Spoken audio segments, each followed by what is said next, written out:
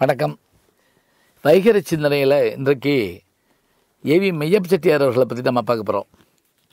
இவர் யார் அப்படின்னு கேட்டால், அதாவது தாமஸ் ஆல்வா எடிசன் என்கின்ற அமெரிக்க விஞ்ஞானியும் அதே போல் லூமியர் பிரதர்ஸ் ரெண்டு பேரும் சேர்ந்து சினிமாட்டோகிராஃபி என்கின்ற ஒரு அரிய அற்புதத்தை கண்டுபிடிச்சாங்க. அதான் அந்த ஃபிலிம் ரோல் மூலமாக சினிமாவாக வந்தது.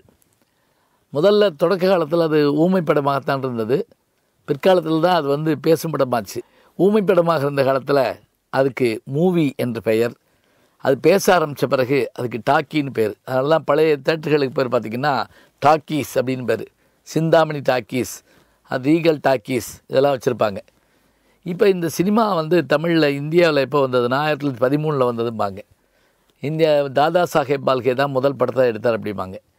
இந்த சினிமா உலகத்தில் தமிழில் கொடிகட்டி பிறந்தவர்கள் யாருன்னு பார்த்திங்கன்னா 1931 தான் தமிழில் முதல் திரைப்படம் பேச ஆரம்பித்தது.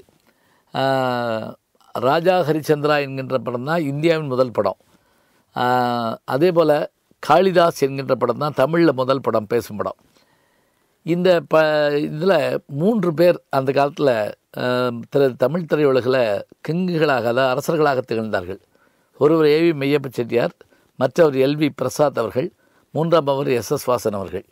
இந்த 3 பேரும் கொடிகட்டி பிறந்தவர்கள். சரி, ஏவி மெய்யப்ப செட்டியாருக்கு வருவோம். இவர் பிறந்தது எங்கே அப்படின்னா காரைக்குடியில் நகரத்தார் இதில் பிறந்தவர்.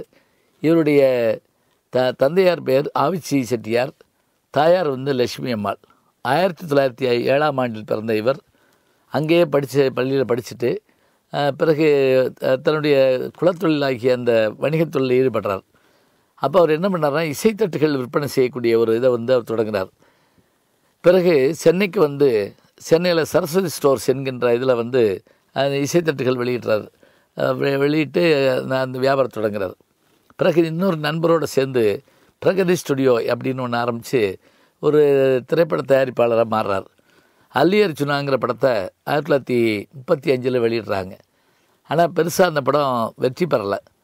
பிறகு என்ன பண்ணுறாரு அப்படின்னா, தனியாக தானும் இன்னொரு நண்பருமாக சேர்ந்து படங்களை தொடங்குறாங்க. அதில் கிருஷ்ணனுடைய புகழை சொல்லணும் அப்படிங்கிறதுக்காக கிருஷ்ணனை வச்சு ஒரு படம், அதாவது கிருஷ்ணலீலா அப்படி நந்தகுமார் என்கின்ற படத்தை எடுக்கிறாங்க. இந்த நந்தகுமார் படத்தில் இளம் கதாநாயகன் நடித்தவர் யாருன்னு கேட்டிங்கன்னா, எங்கள் ஊருக்கார் சோழவந்தான் பக்கத்தில் தென்கரை, அதான் டிஆர் மகாலிங்கம் என்கின்ற அற்புதமான பாடகர். வைகை கரையினுடைய தெற்கு பக்கம் தென்கரை, வடகரை நாங்கிறது சோழவந்தான். டிஆர் மகாலிங்கத்தை அறிமுகம் பண்ண பெருமை இவருக்கு தான் உண்டு. பிறகு இவருடைய சினிமா சகாப்தி தொடங்குதுன்னு வச்சுக்கலாம். சில படங்கள் தோல்வி அடைஞ்சாலும் கூட கன்னடம், தெலுங்கு போன்ற படங்களில் இப்போ நிறைய செய்திகளை இங்கே கொண்டு வந்தார். மொழி மாற்று படங்களை தமிழுக்கு கொண்டு வந்த பெருமை இவருக்கு தான் உண்டு. அதே போல் பின்னணி பாடகைகளை பாட வைத்த பெருமையும் இவருக்கு தான் உண்டு. இவர் அந்த காலத்தில் எடுத்த படங்களில் குறிப்பாக சபாபதி ரொம்ப நகைச்சுவைக்கு பெயர் பெற்ற படம். அதே போல் நாம் இருவர், வாழ்க்கை, இந்த படங்கள்லாம் மிகச்சிறந்த வெற்றி படங்களாக அந்த காலத்தில் வந்தன. நிறைய படங்களை இவர் இயக்கவும் செஞ்சுருக்கிறார். 1952 ஏவிஎம் தயாரித்து வெளிவந்த அற்புதமான படம் தான் சிவாஜியை உலகுக்கு அறிமுகப்படுத்திய பராசக்தி படம். கலைஞர் கருணாநிதி அவர்கள் வசனம் எழுதி மிக பிரம்மாண்டமாக வெளிவந்த படம் இந்த படம் தான். சுதர்சனம் அவர்கள் இசையமைச்சிருந்தார். அந்த சுதர்சனம் அவர்களுக்கு என்ன சிறப்பு தெரியுங்களா? ஏவிஎம் அப்படின்னு அந்த பேனர் வர்ற போது ஒரு இசை வரும் பார்த்திங்களா, அந்த இசையை அமைச்சவர் இசையமைப்பாளர் சுதர்சனம் தான். அதே போல் பல முதல்வர்கள் இவருடைய படத்தில் நடிச்சிருக்காங்க, தமிழ்நாட்டு முதல்வர்கள். உதாரணமாக கருணாநிதி அவர்கள் இவருடைய படத்தில் வசனம் எழுதியிருக்கிறாரு. எம்ஜிஆர் அவர்கள் இவருடைய ஏவிஎம் தயாரித்த அன்பேவா படத்தில் நடிச்சிருக்கிறாரு. அதேபோல் மேஜர் சந்திரகாந்த் என்கின்ற படத்தில் ஜெயலலிதா அவர்கள் நடிச்சிருக்கிறாங்க. தெலுங்கு படங்களில் என்டி ராமராவ் அவர்கள் நடிச்சிருக்கிறாங்க. தமிழ், தெலுங்கு, ஹிந்தி என்கின்ற வகையில் இவருடைய படங்கள் அவ்வளவு பிரமாதமாக ஓட ஆரம்பிச்சிது. அதில் குறிப்பாக வாழ்க்கை படம் ஹிந்தியில் ஜிந்தகி என்கின்ற பேர்லேயும், அதே போல் ஜீவிதம்ங்கிற பேர்லேயும், அதே போல் குழந்தையும் தெய்வம் என்கின்ற படம் ஹிந்திலையும் பிரமாதம் ஓடிச்சு. சிவாஜி கணேசன் அவர்களை வைத்து உயர்ந்த மனிதன் என்ற ஒரு படத்தை 125வது அவருடைய படம்னு சொல்லுவாங்க, வெற்றி படமாக கொண்டு வந்தார். இப்படி 167 படங்களை ஒரு இயக்கிய பெருமை இவருக்கு உண்டு. இயக்கியன்னு அர்த்தம், இவர் இயக்குனதுக்கு போக ஏவிஎம் என்கின்ற நிறுவனத்தை, அதாவது ஆவிச்சி மெய்யப்பன் என்கின்ற அந்த இதை வச்சு அதை உருவாக்கினார். இன்றைக்கும் கூட அந்த ஏவிஎம்ங்கிற அந்த பேனர் சுற்றிக்கிட்டு இருக்கிறத நீங்கள் பார்க்கலாம். அது வடபழனி இல்லை, முதல்ல சாந்தோமில் தான் அந்த இதை உருவாக்கினார். மின்சாரம் கிடைக்காத காலமாக இருந்ததுனால காரைக்குடியில் கொண்டு ஸ்டுடியோ உருவாக்கி வேதாள உலகம், ஸ்ரீவல்லி போன்ற படங்களை எல்லாம் அங்கே உருவாக்கிட்டு பிறகு சென்னைக்கு வந்தார்.